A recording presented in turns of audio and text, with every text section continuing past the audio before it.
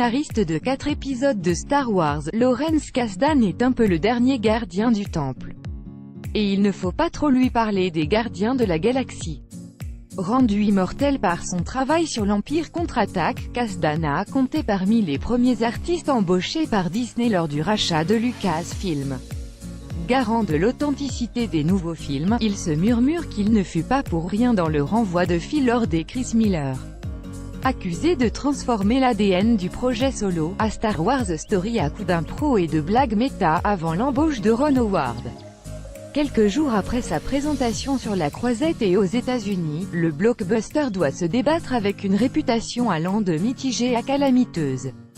Les journalistes d'IndieWire en ont profité pour approcher le célèbre auteur, et lui demander s'il envisageait de voir Star Wars s'inspirer de l'humour et de la fantaisie des Gardiens de la Galaxie dans un univers proche.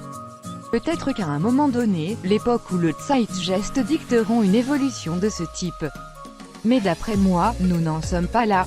Mais bon, j'en aurai bientôt fini avec Star Wars, donc il se peut que d'autres personnes investies au sein de la saga aient un autre point de vue. D'ailleurs, j'aime les Gardiens de la Galaxie et ce genre de film. Mais pour moi, Star Wars, ce n'est pas ça. Lawrence Kasdan, on le voit, demeure prudent. S'il se montre assez clair quand il explique que les deux univers ne partagent selon lui rien de commun, il ne peut évidemment écarter de l'équation le fait qu'il n'est ni décisionnaire, ni le principal artisan de la saga à l'heure actuelle, qui est entre les mains de Disney. Le scénariste a par ailleurs rappelé combien il avait confiance dans les chefs de chantier désignés par Kathleen Kennedy pour emballer une nouvelle trilogie, à savoir Rian Johnson, Les Derniers Jedi, et les showrunners de Game of Thrones. Ce sont des gens qui partagent une connexion émotionnelle avec la franchise.